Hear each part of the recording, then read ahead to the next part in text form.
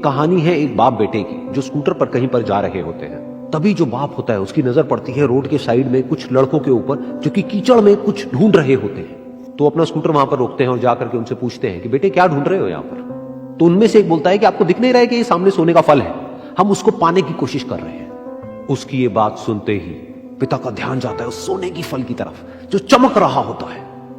फिर उनके माइंड में कुछ इमेजिनेशंस बनने लग जाती हैं कि काश ये जो फल है ये मेरे बेटे के पास में आ जाए तो ना सिर्फ उसकी बल्कि मेरी भी जिंदगी बदल जाएगी।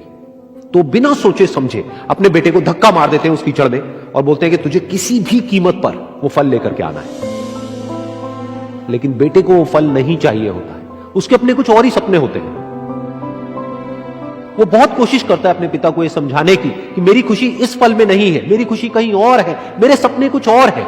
लेकिन उसके पिता उसकी एक नहीं सुनते हैं। वो उसको धक्का मारते हैं उस कीचड़ में और बोलते हैं कि मैं तुझसे पूछ नहीं रहा हूं, तुझे बता रहा हूं कि तुझे वो लेकर के आना है। तो वो बेटा भी अपने बाप के सपने को सच करने के लिए अपनी पूरी जान लगा देता है और पूरी कोशिश करता है कि किसी तरीके से उस सोने का फल उसके हाथ में आ जाए। लेकिन जैसे जैसे वो हाथ पैर मारता है उस फल को पकड़ने के लिए, वो और नीचे धंसने लग जाता है और फिर जाकर के उसको समझ आता है कि ये कीचड़ नहीं है, ये दलदल है। वो चीखता है, चिल्लाता है, अपने पिता को आवाज लगाता है, लेकिन उसके पिता उसकी एक नहीं सुनते। बोलते हैं कि बहाने मत बना, और भी लोग हैं वहां पर जो कर रहे हैं, तो जब वो कर सकते हैं तो तू क्यों नहीं कर सकता। तो एक बार वो फिर से कोशिश करता है और अपनी पूरी जान लगा देता है, लेकिन उसके बाद भी उसके हाथ में कुछ नहीं आता है और वो धीरे धीरे नीचे धंसता चला जाता है और मर जाता है।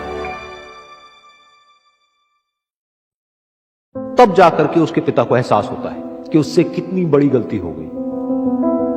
वो वहीं बैठ करके रो रहा होता है, चीख रहा होता है, चिल्ला रहा होता है। तभी वहां पर एक साधु आता है और वो साधु उस आदमी से पूछता है कि तुम क्यों रो रहे हो। फिर वो आदमी उस सोने के फल की तरफ इशारा करते हुए उस साधु को अपनी पूरी बात बताता है और बोलता है कि इसमें मेरी क्या गलती है, मैंने तो जो कुछ भी किया अपने बेटे की खुशी के लिए किया।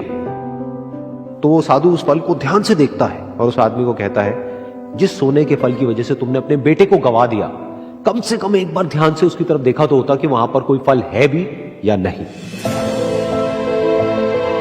ये सुन करके उस आदमी को गुस्सा आया और उसने कहा कि सामने तो दिख रहा है फल, आपको नहीं दिख रहा क्या।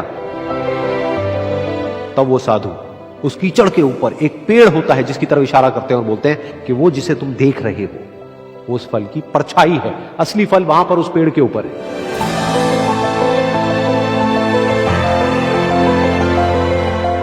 फिर वो साधु उस आदमी को बोला कि अपने बेटे को जबरदस्ती धक्का देने की बजाय और उसको बताने की बजाय कि तेरी खुशी किसमें है, अगर तुमने उससे पूछा होता कि बेटा तू बता तू क्या करना चाहता है और तेरी खुशी किसमें है, तो ना सिर्फ तुम्हारा बेटा जिंदा होता बल्कि हो सकता है कि उसके हाथ में वो असली सोने का फल भी होता।